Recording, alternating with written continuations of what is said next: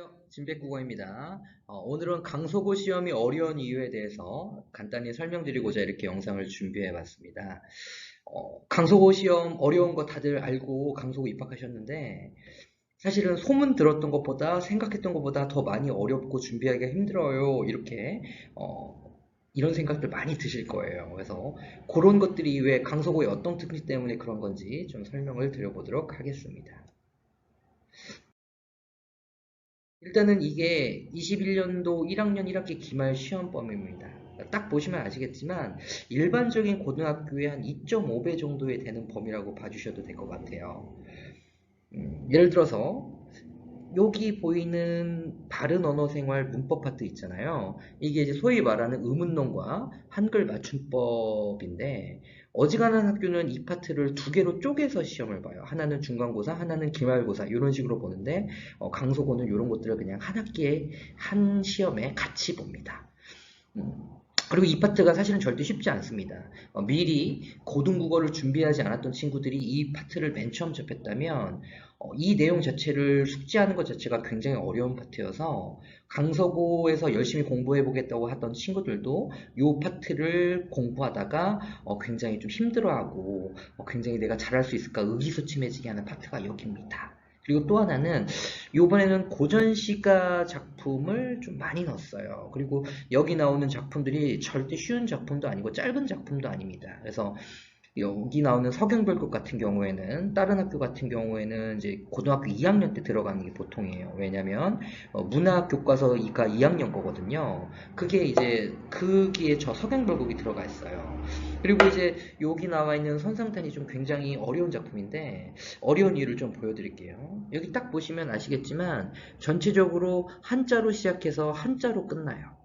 그죠? 그래서 한자에 약한 요즘 친구들이 굉장히 해석하는 것 자체가 굉장히 어려웠던 작품이고, 그리고 마치 여기 나와 있는 각각의 단어들을 마치 영단어 외우는 것처럼 열심히 외워서 이 작품의 내용을 내가 완벽하게 술술 읽어낼 수 있을 정도는 돼야지 강서고 시험을 볼 때 충분히 잘 볼 수 있을 거예요. 왜냐면 강속어는 시험 기간에 비해서 문제가 많고 제시문이 굉장히 길기 때문에 일일이 다 시간을 들여서 읽게 되면은 그때는 시험을 볼 때 시간이 굉장히 부족해집니다.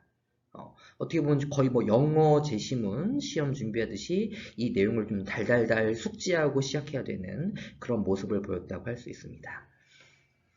자, 그럼 이제 다음에는 학교 선생님들이 그 강서고의 문제를 어떻게 꼬아서 학생들이 왜 알고도 당하는지, 그죠? 왜 공부를 열심히 해놓고도 이런 문제를 제대로 맞추지 못하게 되는지 몇 가지 경우의 수를 말씀드릴게요. 첫 번째는 다른 학교에 비해서 어려운 어휘나 까다로운 보기를 많이 줘요. 자, 일단 여기를 보시면 여기 뭐 이게 제망매가를 설명하는 파트인데 그게 이제 그 죽은 누이를 추모하는 글이다라고 교과서에는 설명을 하고 있거든요. 근데 여기 보시면 여기 갑자기 이런 말을 이렇게 집어넣어요. 제의적 요소. 그러니까 제의적 요소라는 건 결국 제사를 지내는 듯하다 뭐 이런 거잖아요. 그래서 일단 학부모님들이 볼 때는 이제 우리는 한자를 어느 정도 공부했던 세대이기 때문에 저 말을 왜 몰라 이럴 수도 있는데 한자 세대가 아닌 친구들은 저렇게 단어를 조금만 내가 이미 알고 있는 단어를 다른 한자어로 바꿔줬을 때 굉장히 어려움을 느끼는 파트 중에 하나가 저런 파트입니다.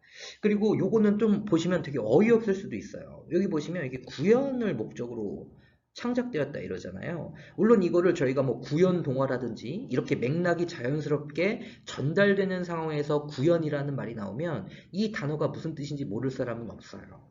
그런데 이런 식으로 선지에서 조금 뜬금없이 이렇게 한자어와 함께 제시가 돼버리면 애들은 이 한자들을 모르기 때문에 구연을 목적으로 창작되었다? 이게 무슨 뜻이지? 순간적으로 또 혼동이 됩니다. 그래서 어른들이 볼 때는 이 말을 왜 몰라 하는 것들이 이 시험을 접하는 학생들의 입장에서는 굉장히 이게 뭐지? 이렇게 할 정도의 어휘들이 나온다고 봐주시면 돼요. 그리고 두 번째는 요건 이제 정말 좀 많이 어려웠던 보기죠. 여기 보시면 아시겠지만 오렌지라는 시 작품에다가 양자역학적으로 분석해서 이 시를 분석해봐라 라는 작품이 나온 거예요. 뭐 여기 보시면 이제 용어들이 어마어마합니다. 광전효과 예약이 나오죠. 이중슬릿 나오죠. 여기 보시면 파동성 관측 많이 어렵습니다. 그렇죠? 그래서 이런 것들에 대해서 독해를 할 수 없는 능력이 없다면 네가 공부를 했어도 절대 이 문제의 정답을 맞출 수 없을 거야 라고 이렇게 문제를 내는 게 강서고 문제의 특징입니다. 그리고 강서구 시험에서는 이제 함정을 좀 굉장히 어떻게 보면 좀 치사하게 낸다고 하지만 제가 볼 때는 정말 선생님이 학생들의 허를 잘 찌르시는구나. 선생님이 정말 고민을 많이 하셨구나라고 느껴지는 시험 문제들이 많이 나와요. 그게 뭐냐면 맞는 말인데 틀린 말이에요. 자, 여기를 한번 보세요. 여기 보시면 요거는 이제 남신우주 유동 박시봉방이라는 시작품인데요. 거기 자주 써보면 여기 제재가 유랑인의 외롭고 무기력한 삶이다라고 첫 페이지에 딱 나와요. 그럼 이제 학생들은 이거 열심히 공부했으니까 이거 나오면 당연히 정답이지라고 생각을 하게 되거든요. 근데 이제 문제를 보여드릴게요. 여기 보시면 그 작품에 대해서 요 보기를 바탕으로 판단하라고 되어 있는 거예요. 근데 딱 선지를 보니까 떠돌이와 죄송합니다. 떠돌이의 고통과 비에 대해 이야기군 이게 그냥 바로 나와요. 그럼 이제 공부했던 친구들은 이 작품의 핵심 재질은 이거니까 이게 당연히 정답이겠지 이러고 찍고 넘어간다는 거죠. 근데 얘가 정답이 아니에요. 왜 그러냐면 여기 보시면 여기 외제적 표현론적 관점에서 분석하라고 되어 있거든요. 그러면 여기서 떠돌이의 고통과 비애에 대한 경험을 한 거는 작가가 아니라 뭐냐면 화자입니다. 화자. 근데 화자는 내재적 관점으로 분석할 때 나오는 거지 외재적 표현론적 관점에서라는 건 작가를 가지고 분석하라는 거거든요. 그래서 따라서 화자는 작가가 아니므로 방랑한 거는 화자의 이야기지 작가의 이야기가 아니야. 그래서 1번은 정답이 될 수 없어. 이렇게 내는 게 또 강서구 문제의 특징입니다. 그래서 학생들 입장에서는 이 문제를 너무나 당연하게 1번이지 하고 생각 없이 딱 지나갔다가 나중에 채점하는데 맞은 줄 알았는데 이거 왜 틀렸지? 라고 했던 그런 문제였다고 봐주시면 되겠습니다. 그럼 이제 또 다음 파트로 넘어가 보도록 하겠습니다. 그리고 이제 까다로운 함정선지가 많이 나오는 게 또 강서구 작품의 특징이에요. 그리고 이제 이게 선생님이 확실히 조금 더 학생들한테 쉽게 점수를 안 주시는 게 다른 작품들은 이렇게 뭐 리을이 맞으니까 디귿이 틀려서 이렇게 소거법을 가지고 풀다 보면 모르는 거 있어도 의외로 문제가 잘 풀리거든요. 근데 이제 강소구 같은 경우에는 이 선지를 아예 모르면 1번과 2번 혹은 3번과 4번 중에서 정답이 뭘지를 고민하다가 해당 선지를 모르면 소거법이 통하지 않고 그대로 문제를 틀려버리게 만드는 패턴도 많이 보이세요. 그만큼 네가 공부를 많이 했고 동시에 정확하게 분석도 할 수 있어야 돼. 이런 것들을 요구하시는 게 강서고 시험의 특징이에요. 한마디로 수능 잘 볼 친구들 선별해내겠다. 이런 뜻인 거죠. 여기도 보시면 되게 재밌는 표현이 나와요. 이게 이제 그 심청전이라는 작품을 가지고 문제를 만드신 겁니다. 근데 여기 보시면 사건의 요약적 제시를 통해서라고 되어 있어요. 근데 실제로 심청의 아버지가 사건의 요약적 제시를 대사를 통해서 하시는 부분이 있어요. 그리고 실제로 수업 때 애들이 그 내용을 듣습니다. 근데 얘는 정답 선지가 놀랍게도 아니에요. 왜 그러냐면 사건의 요약적 제시가 되는 건 맞는데 서사의 흐름을 빠르게 진행하는 게 아니기 때문에 그래요. 요거는 맞는데 요거는 틀려요. 왜 틀리느냐?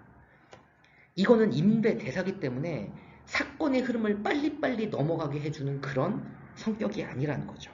그러면 서사의 흐름을 빠르게 한다. 이 말즉슨 사건의 흐름을 빠르게 한다는 거거든요. 그럼 이게 이제 보통은 어떻게 나타나냐면 뭐 이런 거예요. 자, 우리 내일 몇 시까지 갈 거니까 짐 챙겨. 이러고서 잠시 후 다음날 아침 이런 식으로 나오는 게 서사의 흐름을 빠르게 하는 요약적 제시거든요.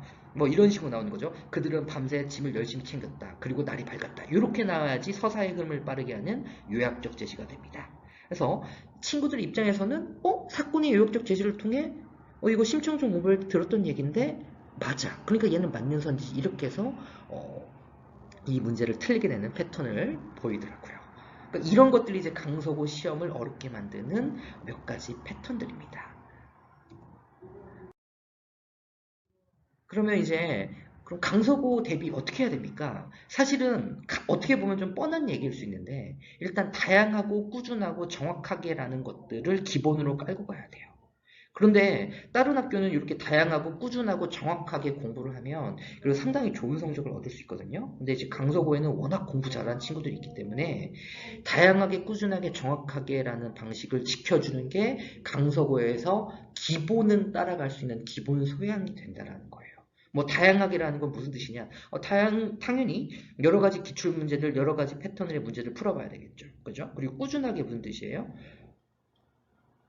강소 같은 경우에는 EBS라든지 모의고사 같은 데서 문제 많이 갖다 써요.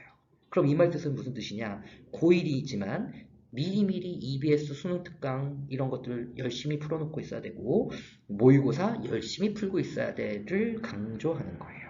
그죠? 그리고 정확하게라는 게 무슨 뜻이냐면 이래서 뭐 추상적 개념의 구체화라든지 심상이라든지 이런 문학 용어를 해석할 때 그 문학 용어의 개념을 정확히 모르면 문제를 풀기 어려울 거야를 기본으로 깔고 하는 것도 있고요. 그리고 또 하나는 아까 제가 그 맞는 말인데 틀린 말이라는 파트에서 설명드렸던 것처럼 비록 교과서에 이렇게 써있다, A라고 써있다라고 하더라도 B라는 상황에서는 A가 정답이 아니야 라는 걸 네가 구분해낼 수 있어야 돼. 이런 것까지 강조하는 게 강서구 시험이다. 이렇게 좀 봐주시면 될 것 같아요. 그래서 이렇게 기본적으로 왕도적, 어떻게 보면 정석이고 이런 것들을 열심히 해가면서 꾸준히 공부를 하면서 사실 강서구에서 시험을 잘 보려면 어떻게 해야 되느냐. 아까 제가 말씀드렸던 것처럼 강서구에서 시험의 난이도를 높이기 위해서 어떤 식으로 함정을 파고 어떻게 여러분들을 헷갈리게 하는지 그런 것들을 중간중간 내가 개념을 공부하고 나서 어떻게 이걸 갖고 함정을 팔 수 있는지 다양한 경우의 수를 직접 좀 경험을 해봐야 돼요.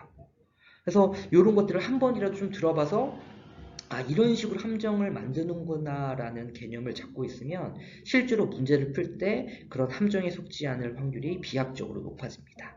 그래서 그런 것들을 이제 또 어떻게 하느냐. 사실은 그 기존의 강서구 문제의 패턴을 보면 사실 선생님의 성향이 조금 녹아있어요. 그래서 저 같은 경우는 이제 수업을 하면서 너희들 선생님이 이 파트를 가지고 좀 이렇게 함정을 팠었다 이런 얘기를 하면서 수업을 진행하고 있거든요. 그래서 그런 것들이 그래도 친구들한테 이게 조금 확실히 시험을 볼 때 제가 선생님의 함정에 낚이지 않는데 좀 도움이 됐어요. 이런 이야기를 좀 많이 하기도 합니다. 예, 그래서 참 요즘 그 고등학교 시험이 날이 갈수록 어려워지고 있는 것이 좀 요즘 트렌드인데 강서구 시험은 그 중에서도 굉장히 어려운 축이다 이렇게 좀 봐주시면 될 것 같아요. 그래서 자, 오늘도 열심히 공부하고 있는 강서구 학생들 그리고 이제 그런 친구들을 보면서 열심히 응원해주고 계신 학부모님들 이 영상을 보고서 조금이라도 좀 도움이 되셨으면 좋겠습니다. 그러면 오늘 방송은 여기까지 하겠습니다. 감사합니다.